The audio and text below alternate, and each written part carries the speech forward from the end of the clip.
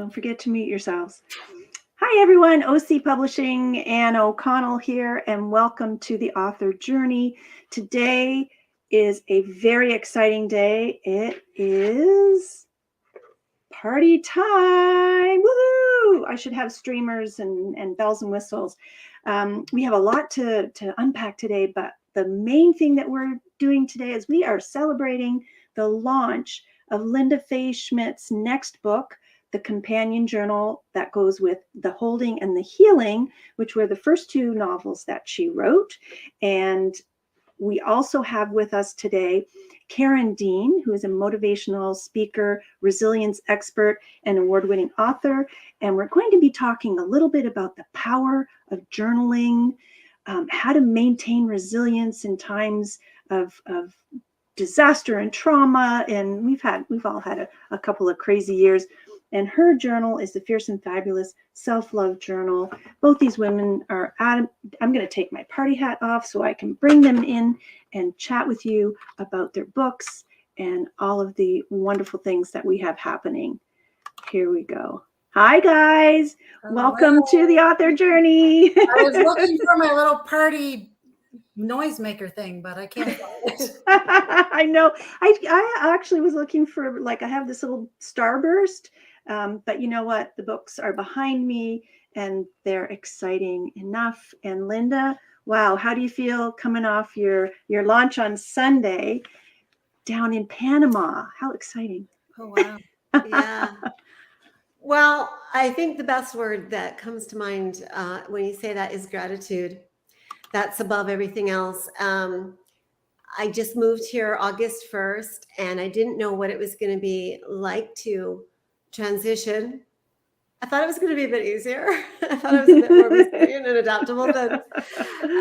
So there was some stickiness, but it's all good. It's part of the process, right? And I'm just delighted at how welcoming the community is. And of course, I was already living an expat life in Saudi Arabia, so that part I knew. But I just thought, okay, it's mostly speaking Spanish community. And it's going to be an online thing. And I've had the bookstores here asking for my books. They do have an English section. I've just had community members reaching out to support me. A stranger, okay, I'll come and do your sound system for you at your launch. And just wow, incredible support. So that's gratitude. Incredible. And, you know, it's really exciting to watch, you know, as you move into your next expat life situation. I lived as an expat for 25 years. And you're right. It doesn't matter how long you've been living away. Each new country, it doesn't necessarily get any easier, right? So really important to be looking for those tools that help you adjust to these new lives. And I want to hold this up again, this beautiful companion journal. I was going to share, it does pull excerpts from your first two novels that are women's fiction, emotionally impactful women's fiction. And they take some excerpts and this is a guided journal, correct? So it really, you know, kind of gives you a little bit of a question or a query to explore in your own life, right? So, and Karen, I have to tell you, welcome to the Author Journey. Thank you so much. We've had, you know, a couple of fits and starts, and the last time Fiona kind of had a different idea when we had it was going to be a hurricane. You know, it did downgrade to a tropical storm, but it still knocked us flat on our butts, didn't it? And I just want to say to all the people who use Karen as a derogatory meme, can we now change the name to Fiona? Yes, I'll vote for that. Absolutely. But it took us a bit to get power back, but we're off and running.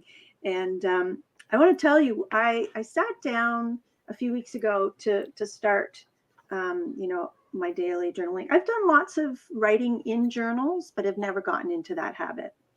And to be quite honest, there's some really interesting prompts here.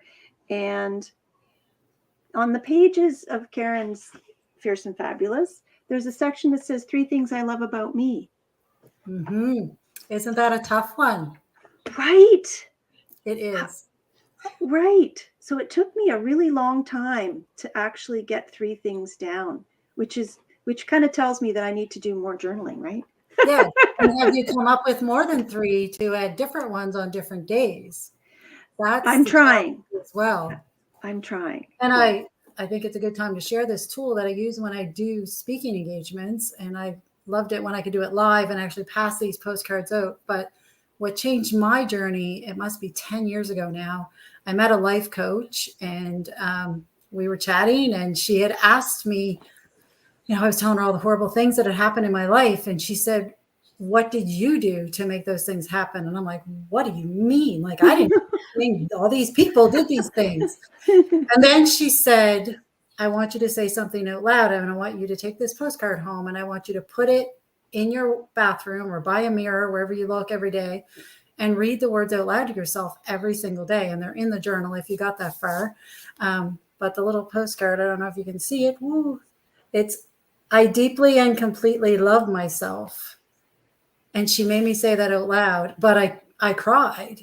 And it took me 2 years to be able to say those words in the mirror to myself. And when I do speaking engagements, I get the women in the audience to say it with me 3 times. And there are always tears. So I think it's a real message to ourselves that we need a tool like that to connect with ourselves and to really start to love ourselves and see the good things in ourselves, because we often see them in other people, but not in ourselves. And we often listen to the voices of other people, especially when we were little kids, and they were like, you can't, and you're not. And, that dream is too big. You'll never accomplish that. Or siblings. I had 2 brothers and I was the only girl. And I always got, you're ugly. You're too this, you're too that. Until 4 years ago, when I stopped speaking to them, it was constant. Wow. And we're adults. And I just think all those messages, as much as we try to block them out, they stay. And there's little wounds in there that pop up. And that's why I wanted to do that journal, was to really give the power back to you, to really see yourself in a better light. And I think you get more successful in everything in life when you love yourself more. And Lynda, talk a little bit about your motivation to do the companion journal. And, every time I sit down to try and figure out where to start with it, I'm a bit stymied. But, talk a little bit about the evolution and how, like, from the beginning, your books evolved, because it's a fairly similar story.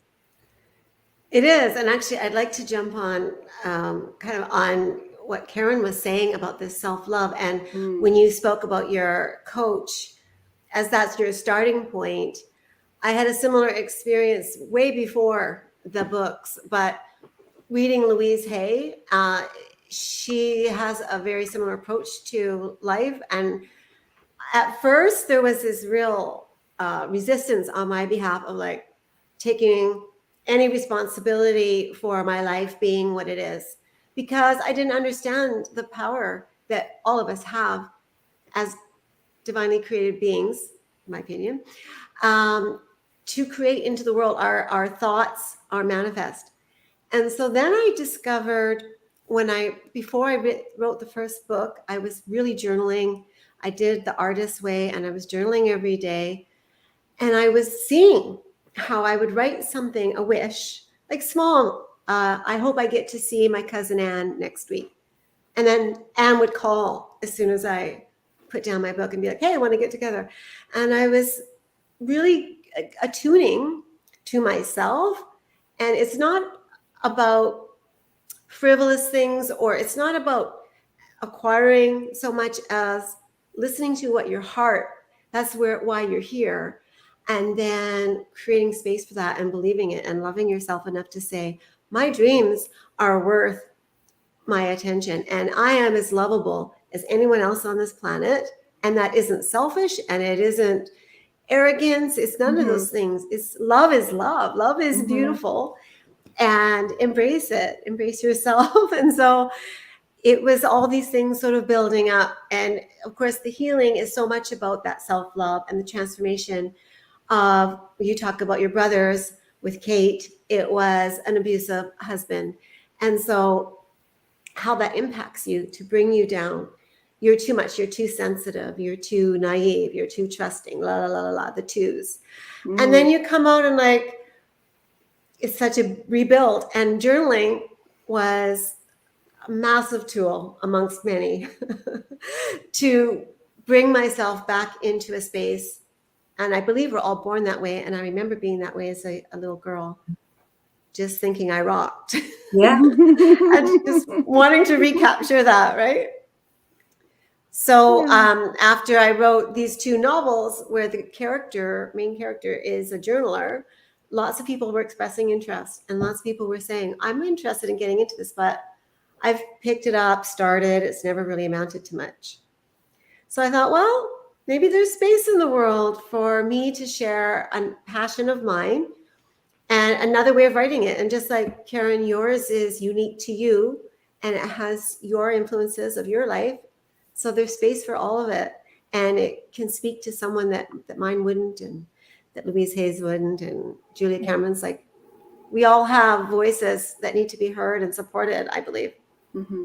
That's what I thought. This So was that's a really nice combination or a demonstration of the two different types of journals that these are. You know, what I've had in the past are just the blank books, you know, that you just kind of sit down and you write. But for people who sit down with that blank page and go, well, where do I start? You know, these are both, they're very different, but similar in the way that they give you a little trigger or guidance in how to start. And in mine, where you do the same thing every day, my intention with that was to build the habit. And so by the time you fill that journal, you actually believe the things and they're easy. And once you've developed the mindset, it just gets easier and easier to keep building on it. And that's what the journal's for. I hope people buy and like fill 100 of them, because every day you get a little better at it. And I have other people, because one of the things you write in it is things you've done to be kind to yourself. Mm-hmm. I've had a lot of people have challenged with that as well. So I actually made a list of how to be kind to yourself and how to be kind to others and put them on my website that people can download, because it's hard to think about that. And we try to make it bigger than it actually is.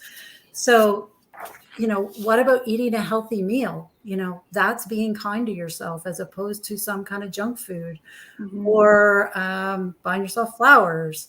But there's so many free things. Go to bed an hour early. Like, it doesn't have to cost money. And I think we overthink these things so often. So I wanted to make something, you know, easy and a tool for people to really develop that skill so that it becomes a habit that we do every single day. Even if we don't write it in the journal, but once you've written it in the journal, then you think about it more, and that's where your mind goes as opposed to a negative. Mm-hmm. And I think that's why I chose, when I was writing a guest blog for Create Right Now, who's also a journaler, Mary McCarthy, I titled it Think, Feel, Speak, Write, Manifest Your Authentic Life. Because if you think it, there's power, you feel it, there's power, you say it, there's power, but writing it is just bringing it into the world. And I love what you say about writing it every day. I read a book once where the character wrote in a journal, and she had the same journal from when she was 14, when she was 50. And of someone who has about like 2,000, I'm like, come on, how do you write your life with any depth every day for 50 years in one journal? But right? I think what you're saying, Karen, about making it a lifestyle and a mindset. Yeah. It's being aware, it's being present to each moment, and the gift right inside it. If you're rushing through, you miss it. Oh, yeah. So, right. Mm-hmm. And like I said, we've been so programmed by other people's opinions that we have to really work on our own. And we hear our own voice in our head more than we hear anybody else's. So we should be saying good things. Mm-hmm. And traditionally we don't. And I mean, I focus on women, maybe men do that too, but I don't know. I'm not a man. And I've said in my high school yearbook write-up, I said that my goal in life was to figure out men. And I'm 39 and I haven't yet. I give up. I've been single for 11 years. Like, very cool. So, it's about, changing that voice in our heads. And the only way to do that is to do it consciously, because 95% of our thoughts are unconscious or subconscious. So we need to really change that subconscious programming to be the positives instead of the negatives. And I think, what there's the common denominator here. And when you talk about resilience,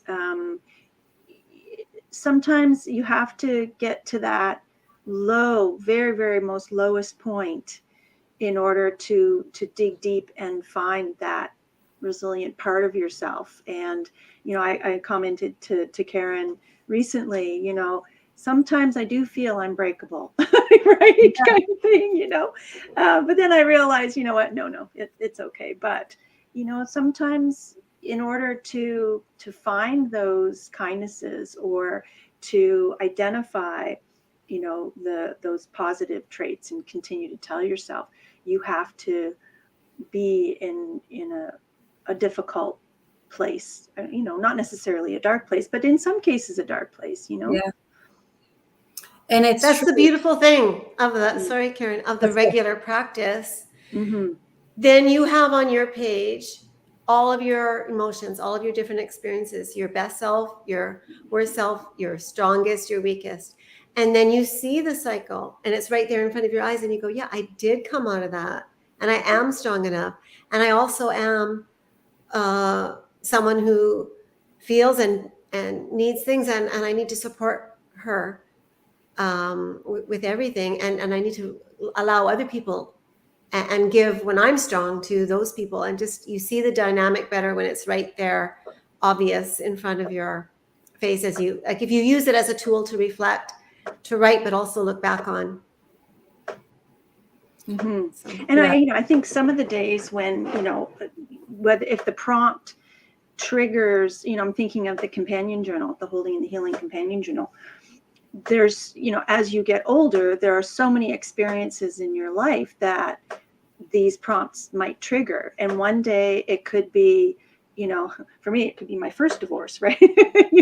And you write about that. And another day, it could be, 25 years living away from my family, or, so it's not like you eat, like when Karen said earlier, buy 10 copies of each of these, because once you fill it, you can go back and fill it again like it's the first time. Yeah.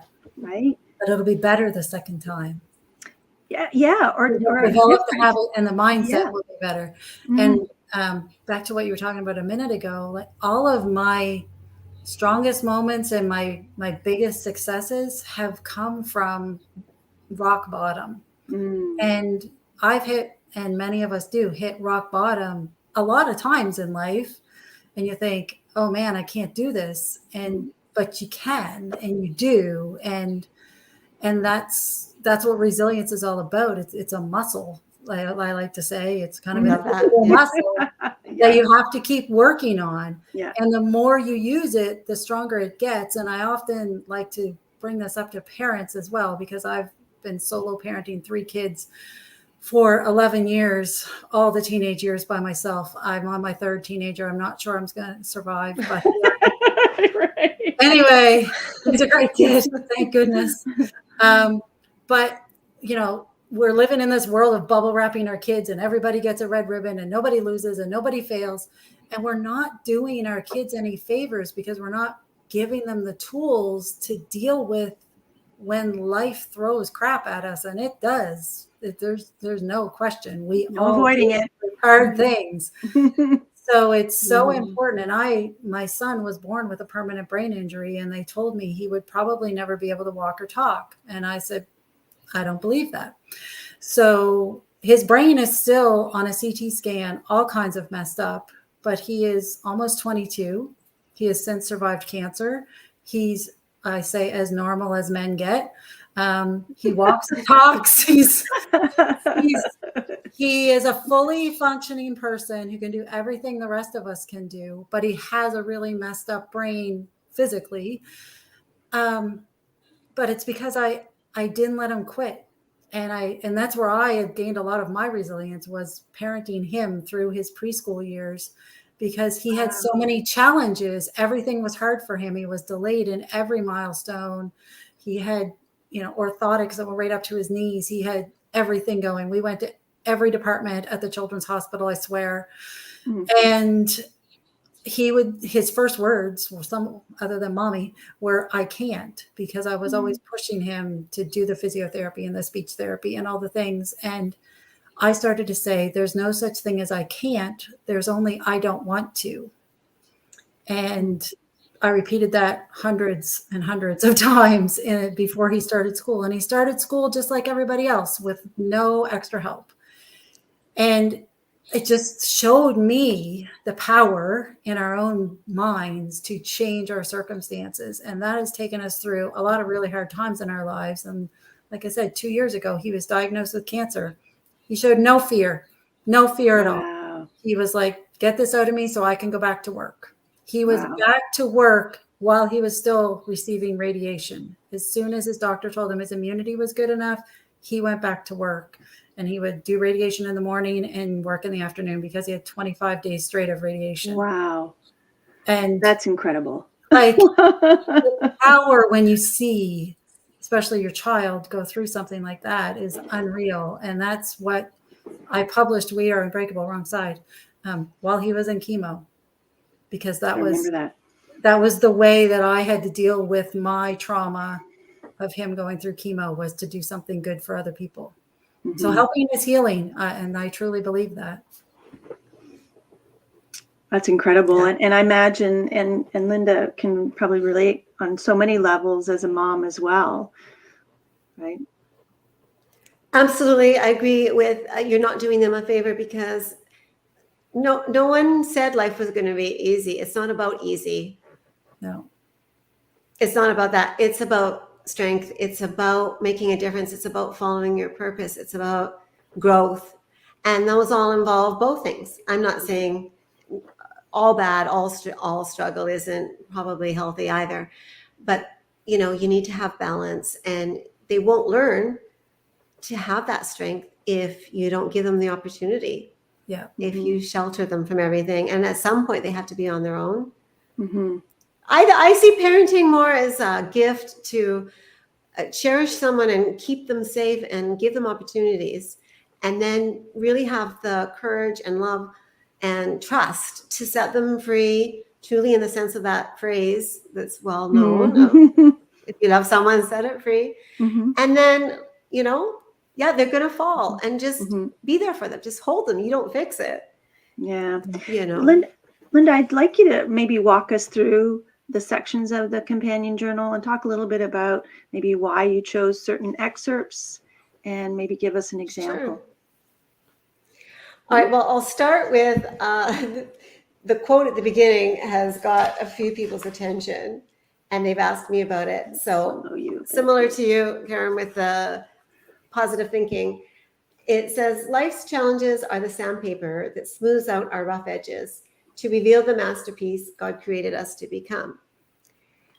And so what I'm saying with that is you're already there, and it's about this striving, this effort, this willingness to work through the hard things. Each one reveals something more magnificent, who's already there, but bringing it forward, bringing it to life from not alive.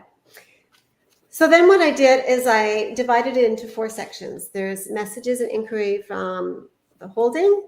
There's messages and inquiry from the healing. There's uncovering your authentic self. And then there's living your authentic life.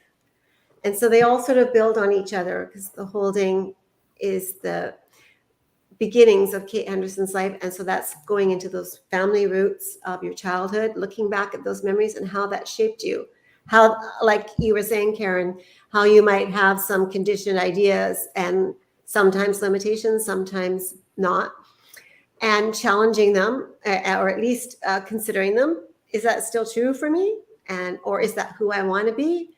And those sorts of questions.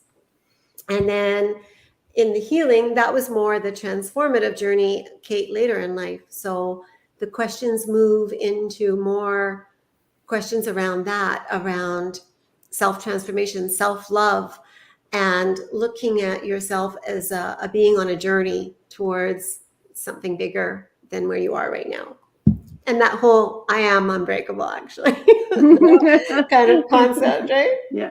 And Kate leaves an abusive relationship. So that's sort of the transition as she's evolving and trying to find a reason to love herself and to kind of explore who she really is. When he's told her, that she isn't. So it's a lot of work to do. And then uncovering your authentic self. Authenticity has been a passion of mine since before I started writing novels, in my blogs and just in conversation with people. As a teacher, I encouraged each of my children in my class to be not like your neighbor, not like your friend, not like your brother. You. Who are you? What are your strengths? We all have them. What are your passions? Maybe it's not your strength, but it's your passion, so make it your strength. Just looking at life from that perspective. So in uncovering your authentic self, you're really looking at those points of, what are my aptitudes? What are my interests? What are my values? What are my beliefs? And then once you're solid with that, you can move into the final section, which is living your authentic life. So how do you integrate the things that you did in the first 3 sections into things like a mindfulness practice, a journaling practice, an exercise? How do you incorporate, okay, if I love myself, how do I choose to eat and not as a punishment of you're too fat, so you have to eat less? But I love you, so here's some nutrition.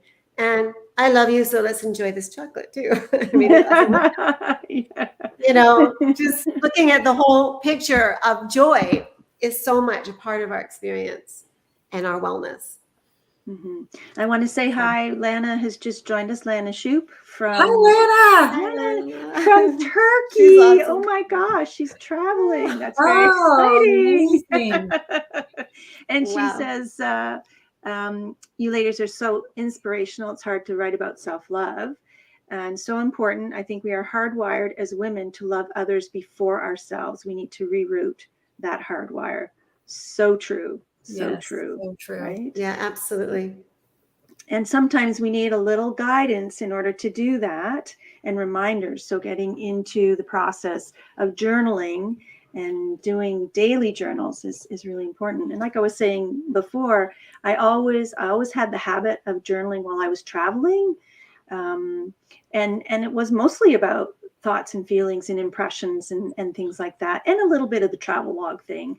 And I did a lot of travel writing, but it also spurred on discussions, my own discussions when I was writing about interactions between people, or, if I was, with my partner at the time, some of the things that were good and bad about, the traveling together. So as writers, we understand and are attuned to how getting those words on paper can help work through things. But some people, what would you say to people who aren't comfortable with writing or don't consider themselves writers?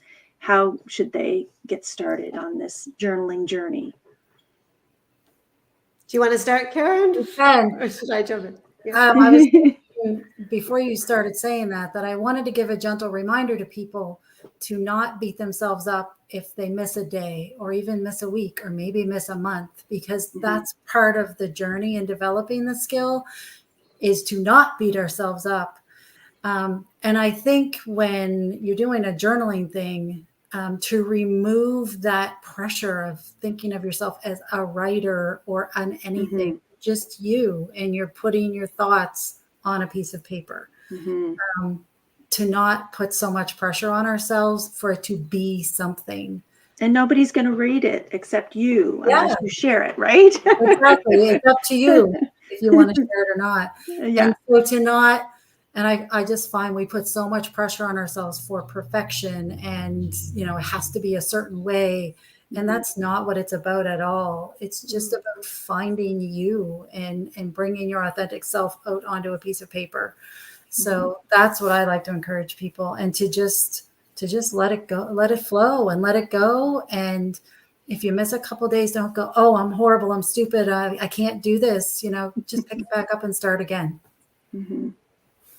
That's great advice. And to tie it in with that self-love and those practices, if you have it as an expectation, a should, another task, that takes away from the value of it. But if you have it as, I'm making this time for me, and sometimes it's hard to juggle it all. So maybe that day your time for you is actually your exercise, but maybe like you said, Karen, then the next day, or as long as you don't let it go when you want to do it. Yeah. From some sense of obligation to other people. And for any of the women out there struggling to accept that idea that loving themselves is the basis, I'd really like to just challenge that and encourage them to try it, because my experience of living both is that the more I love myself, the better I love everybody else. The more I show up from that place of self-love is so giving. She's not empty and hurt because I'm denying her and looking for them to fill in. She's full. My gas tank is full, and she's spreading the love, and people are feeling it. So even if you can't do it for yourself, do it, because you'll benefit yourself and you'll benefit everyone. Just love is one of those things that's a growth mindset and a growth practice. And same with the journaling. Once you give it a try, like even if you just write down gibbly-gook, or just, a dream, or a wish you have, or a conversation you had that was interesting, and then you start to just, it becomes, and it's like, oh, and without labeling yourself, I'm a journaler, I'm a writer, just, I'm doing this and it feels good. It's a muscle that I'm exercising, and I'm getting stronger. Yeah. And I want to point out for any of the parents watching this, is it's a gift we are also giving to our children, so that they know that mom can look after herself and it's valuable. And then they will take that into their adult lives to know that they can do the same. And I think it's a great gift. And I've seen it in my own children. My oldest daughter is 10 years older than my youngest daughter. And I too, like your character in your book, have been through 2 abusive marriages. And my older kids lived a very different life than my younger daughter has, because I've been solo parenting her since she was 3. She hasn't had a lot of the trauma and things that they had. I have been on a very different journey of my own self-care and looking after myself and mindfulness and authenticity than I was in my first chapter of parenting.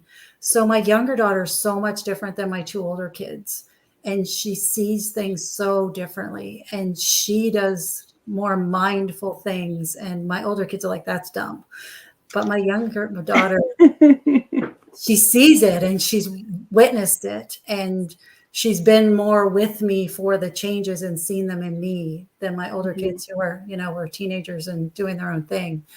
So it's such a gift that you're not only giving to yourself, but you're giving to those people that you love. Yeah, that's very well said. That's amazing, and I can't believe that we're already I know, half-hour mark. Well, you guys, thank you ever so much. Lynda, do you have any final thoughts or comments before we wrap up? And again, congratulations on your 3rd book. Very exciting. Yeah. Well, I guess just we've really covered a beautiful set of conversation pieces and takeaways for people. But on a final note, just I really want to send a message of gratitude, of love and compassion for everyone. There's space for all of us. Find your way, feel supported, and surround yourself in that love and compassion from yourself and from others, whatever you're doing. Best way to get a hold of you too was I think on your websites. I'm going to bring those up again. There's KarenDeanSpeaks.com, and you'll find all of her programs and her books and her blog and all kinds of ways to reach her, and the same for Lynda. Lynda's blog is Musings of an Emotional Creature, and she's at lyndafayeschmidt.com, and her books are all there as well. And I thank you guys so much for joining me today. It's been such a pleasure, and you'll have to come back again, I would because love we've got so much that we can continue to dig into. Yeah, and I wanted to add, when people go to my website, I mentioned the downloads. So you have to join my community, and then you get an email that will send you to those downloads. Okay. So that you can put there is a download for I Deeply and Completely Love Myself. Excellent. And you can print that off and put it by your mirror and practice that every day. And say it over and over again. And Lynda, you have a newsletter as well that people can sign up for, correct? Well, it's really just a part of the blog. Okay. They're a 2-for-1 deal. Oh, excellent. But I also want to say that the blog tour that Lynda has been on the last week for the launch of the companion journal for the Healing and the Holding is incredible. The response has been phenomenal. People are really embracing it. And I think the timing for these 2 new books is now. So I want to thank you guys again, and we'll see you soon. Thank you. Thanks, Anne. Pleasure to meet you, Karen. You too, Lynda. Stay well. Thank you all for joining us on the author journey. And please, if you are thinking of getting into daily journaling, consider picking up a copy of The Holding and the Healing Companion Journal by Lynda Faye Schmidt, and Fierce and Fabulous, a self-love journal by Karen Dean. And check out their websites, learn more about their journeys, and please take the time to support indie authors. So for now, I'm Ann O'Connell with OC Publishing, saying goodbye, happy reading, and we'll see you next time on the author journey.